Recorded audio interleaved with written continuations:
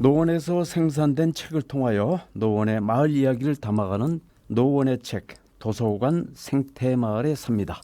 사람 중심의 노원 도서관 이야기. 진행을 맡은 나원 미디어 대표 고준입니다.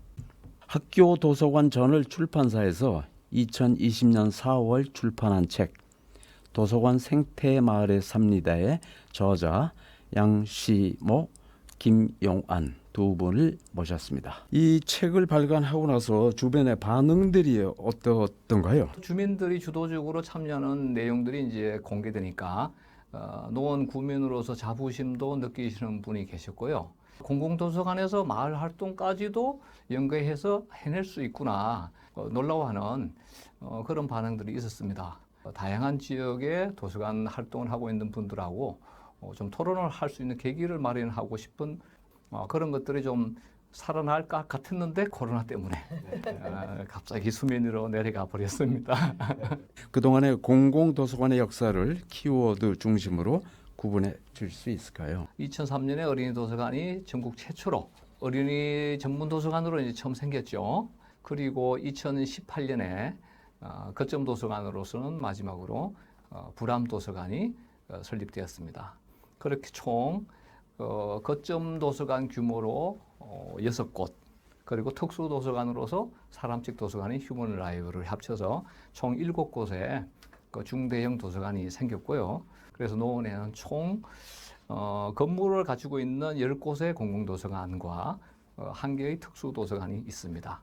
그리고 작은 공공도서관이 23개 정도 구석구석 주민들이 10분 안에 이용할 수 있는 곳에 있습니다. 이렇게 이제 인프라의 구축이 이루어진 것과 더불어서 이 좋은 인프라를 2012년부터 노원교육복지재단에서 통합 운영을 하면서 인프라에서 우리는 플랫폼으로 노원구립도서관의 서비스를 전환시켰다. 이 플랫폼의 특징은 인프라와 달리 이용자가 수동적으로 참여하는 것이 아니라 이용자가 스스로 자신의 콘텐츠를 다른 사람과 나누는 능동적이고 쌍방향 서비스가 바로 플랫폼형 서비스입니다. 실질 문맹률은 어떤 의미이며 왜 높은지. 이제 문맹률이라는 것은 글자를 못 읽는 경우고요.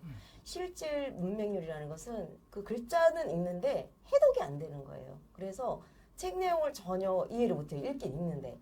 근데 이제 저희 나라 같은 경우 워낙 이제 독서를 안 하다 보니까 이게 글자는 읽을 줄 아는데 내용을 이해를 못하는 경우가 너무 많은 거예요. 그래서 아이들이 수업을 실제로 하는데 선생님은 옆에서 열심히 설명해도 도대체 저분이 무슨 말을 하는지 그냥 외계어처럼 들리는 거죠. 문맹률보다 우리 실질 문맹률이 얼마나 되느냐, 또 그런 아이들이 도대체 누구냐 그런 것들을 알아내고 찾아내서 교육시키는 게 좀 중요한 것 같아요.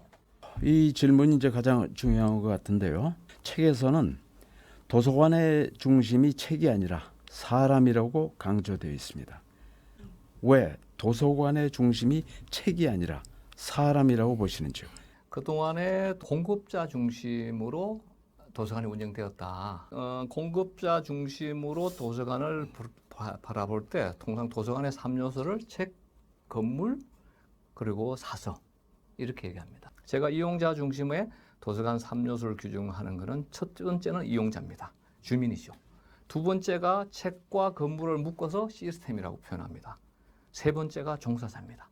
도서관을 분류할 때도 공공도서관, 학교도서관, 병원도서관, 병영도서관 수십 년 전에 이미 이용자별로 도서관을 분류했음에도 불구하고 이용자를 3요소의 제일 가운데 놓지 않았던 것이 그동안의 도서관 자체를 공급자 중심으로 바라본 건 아니냐.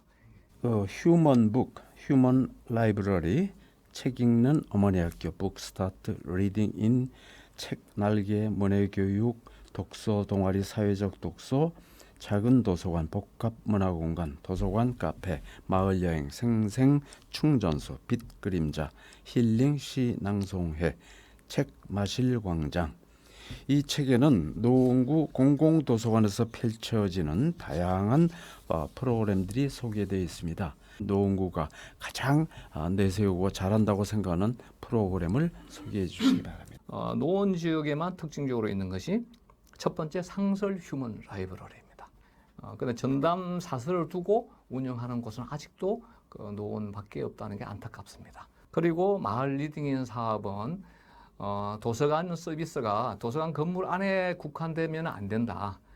한 지역의 공공도서관은 도서관에 찾아오는 사람만을 위한 것이 아니라 한 지자체 전체의 주민을 위해서 지식문화 서비스를 하는 곳이다. 고로 건물 밖에까지 자기 활동을 해야 된다고 생각합니다. 주민을 찾아다니면서 도서관 밖에서 독서 문화 진흥을 하고 그 다음에 정보 격차 해소를 할 수 있게 책 읽기 능력을 향상시켜주고 하는 것이 바로 마을 리딩인입니다. 다른 지역에는 없습니다. 이런 마을 리딩인처럼 독서를 토대로 하는 사회공헌 활동을 할 수 있게 해주는 프로그램이 책 읽는 어머니 학교입니다. 이 책 읽는 어머니 학교를 통해서 독서의 사회적 의미를 이제 깨닫고 왜 책은 혼자 읽는 것이 아니라 주민들과 함께 읽어야 되는가? 독서 지식이라는 것이 어떤 식으로 지혜로운 삶으로 성화되는가? 그런 것들을 이제 책 읽는 어머니 학교 10강을 통해서 배우면서 깨닫게 됩니다. 깨닫고 나서는 독서의 혜택을 못 누리고 있는 분들을 위해서 본인들이 이제 주민 독서 활동가로서 활동을 하게 되죠. 다른 지역에는 이렇게 꾸준히 하는 아카데미가 없습니다. 그리고 북스타트 공동육아 동아리 활동인데요. 저희 노는 일반 북스타트하고 다른 것이 책만 나눠주는 것이 아니라 북스타트 공동육아 학교를 한 4회 정도 진행을 합니다. 엄마들이 같이 책을 가지고 읽어주면서 놀아주는 것이죠. 책을 장난감처럼 친숙하게 해주는 프로그램입니다. 이렇게 공동육아 학교를 하고 나면은 엄마들이 이 공동육아 동아리를 만들므로 해서 육아 활동도 훨씬 쉬워지고 동네 친구들도 사귀게 되고 그러면서 아이들이 책과 친숙해지기 때문에 책을 도서관을 자주 쉽게 방문하는 그런 습관이 들어집니다. 노원구 구립도서관은 마을에 있는 시민들이 민주적인 의식과 인권의식을 가지고 민주시민으로 성장할 수 있도록 시민적 향상 과정이라는 그 교육과정을 개설하여 진행하고 있습니다. 이렇게 도서관이 거점이 되어요. 노원구 전체가 마을 공동체, 마을 민주주의가 활성화될 수 있는 그 지적 기반을 제공하는 곳으로 역할을 하고 있습니다. 돌발 질문입니다만 도서관이 꼭 조용해야만 되는 건가요? 유럽은 이미 도서관이 원래 공공도서관이 생길 때는 시민혁명 전후로 해서 토론의 장으로서 시작됐습니다. 한국은 그 일제시대를 거치면서 6, 70년대 개발독재 시대에 이제 수험 공부를 하는 곳, 쉽게 얘기해서 그냥 독서실 개념으로 시작을 했고요. 장소가 많지 않다 보니까 폐가식으로 오랫동안 운영을 해왔습니다. 그러다 보니까 도서관에 대한 개념이 독서실 이렇게 됐던 거죠. 이제 개가식으로 바뀐 게 1992년입니다. 그때 이후로 한국도 조금씩 그 선진국 유럽의 공공도서관의 모습을 이제 닮아오고 있습니다. 도서관을 남보다 더 활용하는 사람들을 우리는 흔히 독서 활동가라고 이제 부를 수도 있겠죠. 독서 활동가가 되는 길, 그 방법을 안내해 주시기 바랍니다. 일단 도서관에 오시면은 일단 어머니 학교가 출발점이라고 볼 수 있을 것 같아요. 이제 한 발을 내딛게 됩니다. 그러면 이제 강력한 마력에 의해서 저절로 도서관에 먼저 오세요. 그리고 어머니 학교를 들으시기 바랍니다. 도서관을 통하여 어떤 독서 활동가로 성장한 대표적인 주민 말씀해 주실 수 있습니까? 이경순 활동가님이 처음에 어머니 학교를 들었는데 거기서 이 강사분이 동화책을 딱 읽어주는 거예요. 그런데 이분이 거기서 너무 감동을 받은 거예요. 그 다음부터 동화책이 너무 좋아하신 거예요. 그래서 이분은 직장도 때려치우시고 네, 그 다음부터 이제 열심히 책을 읽어주는 활동을 리딩인 활동도 하시고 그 다음에 독서 동아리도 만드시고 그래서 이제 초등학교 때부터 독서 동아리를 만들어서 중학교 독서 동아리까지 끌고 간 유일한 분일 거예요 아마. 책을 항상 들고 다녀요. 그러다가 놀이터 같은데 애들이 모여 있으면 얘들아 일로 와 내가 책 읽어줄게 그러면서 막 책을 읽어주는 거예요. 네, 그런 활동가분이 기억에 많이 남아요. 네. 한국 민주화 역사에서 대학가의 독서 동아리, 즉 그런 학회들, 그런 모임들이 큰 역할을 했습니다. 독서 동아리가 마을의 변화에 어떤 역할을 하고 있는지, 또 앞으로 어떤 역할을 해줄 것이라고 기대하고 있는지 궁금합니다. 독서 동아리가 노원에 굉장히 많거든요.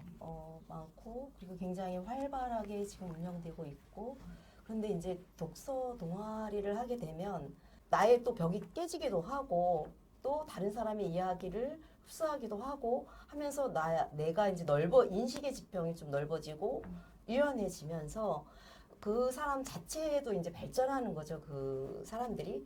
그래서 야, 그럼 우리 좀 마을에서 뭔가 좀 해보자 이런 작당을 하게 되더라고요. 보니까. 그래서 모임 자체에 멈추지 않고 분명히 더 넓은 세계로 마을로 이렇게 나갈 수 있는 것 같고 그런 사례들이 예, 실제로 있습니다. 네. 시식문화 활동가들이 마을로 진입하면 왜 마을 민주주의가 성장할 것이라고 제가 확신을 가지고 있는가. 새마을 분녀분들이 상당히 헌신적입니다. 옛날에는 주민을 위한 그런 봉사보다는 관의 그 연락책 스타일로 했다면은 지금 중앙 방침이 이제 바뀌니까 봉사, 그 다음에 이제 복지 이쪽으로 활동을 열심히 합니다. 그런데 왜 이렇게 주도적이지 않고 관에서 위에서 내려오는 데에 헌신적으로만 봉사하는가? 바로 이제 지식 기반이 약하기 때문에 그렇죠. 스스로 판단하고 무엇이 민주사회로 나아가는 방향인가를 그분들한테 누구도 얘기해 주지 않았어요. 그 마을에서 민주주의를 우리가 주권자로서 어떻게 마을의 민주주의를 이끌어 갈 것인가의 내용을 제공할 필요가 있죠. 그 내용을 저희가 그분들, 기존 분들을 모아서 강의를 할 수도 있지만 새로운 사람들이 들어가서 같이 부대끼면서 그 변화를 이렇게 내야 된다고 생각이 듭니다. 이 독서 동아리 출신들이 민주적 실천을 도서관에서 사회공헌 활동을 통해서 경험하고 마을로 지속적으로 들어가는 게 필요하다고 생각합니다. 공공도서관을 바로 세우고 또 그 활용도를 높이는 것이 도서관 경영이자 도서관 운동일 것입니다. 도서관 운동의 발전을 위해서 가장 중요하고 가장 필요한 것이 무엇일까요? 첫 번째는 이제는 도서관은 공공기관이 아니라 주민을 위한 공공 서비스 공간이다.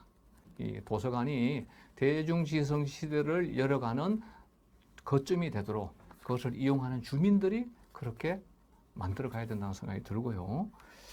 두 번째는 도서관 종사자들의 사고 전환이 필요합니다. 그 도서관이 주민이 주도하는 플랫폼으로 이제는 작용해야 된다. 인프라로 생각하지 말고 이제 능동적인 주민이 뭔가 와서 작당하는 플랫폼으로 도서관을 전환해서 거기에 맞는 그 운영 노하우를 확보하고 다양한 지원을 할 수 있는 체계를 갖춰야 된다. 이런 생각이 듭니다. 누구나 올 수 있게 자유롭게 이야기할 수 있는 도서관? 그런 도서관으로서의 개념이 좀 바뀌어야 될 것 같고요. 두 번째는 저는 좀 공간의 문제를 얘기하고 싶은데 쉽게 그냥 옆에 카페 가듯이 쉽게 갈 수 있는 곳 그리고 사실은 카페보다 훨씬 더 커피값이 싸요. 그래서 저도 도서관에 카페를 사실은 갑니다. 그냥 커피값도 싸고 너무 친절하시고 그 다음에 언제든지 책을 보고 싶으면 또 가서 올라가서 또 책도 볼 수 있고 그래서 이런 편리한 점들이 너무 많아서 저도 가는데 그리고 이제 브람 도서관 같은 경우 청소년실이 따로 있거든요. 제가 거기도 가봤는데 와 진짜 좋아요. 의자인데 이렇게 세 바구니처럼 생겼어요. 그래서 청소년들이 거기서 딱 누워서 책을 보는 거예요. 여러 사람에게 편안한 그런 공간이 되면은 뭐 저절로 그냥 운동이라 할 것도 없이 그냥 저절로 사람들이 오면 그게 바로 도서관이 활성화되고 전 국민이 도서관에 드나들 수 있는 그런 세상이 오지 않을까라고 생각합니다. 우리 관장님 한 말씀 해주시죠. 이게 비대면 서비스 시대에 도서관은 그러면 어떤 역할을 할 수 있을까라는 이제 또 한 새로운 요구가 올해 발생을 했어요. 그래서 이 요구에 대해서도 적극 우리는 부응할 필요가 있다. 그렇게 이제 온라인 시대에 맞는 시스템을 빨리 갖추었으면 좋겠다. 네. 오프라인 콘텐츠를 온라인으로도 서비스할 수 있게. 오늘 도서관 생태 마을에 삽니다. 두 분 저자분을 모시고 진행해봤습니다. 다시 한번 보여드리죠. 도서관 생태 마을에 삽니다.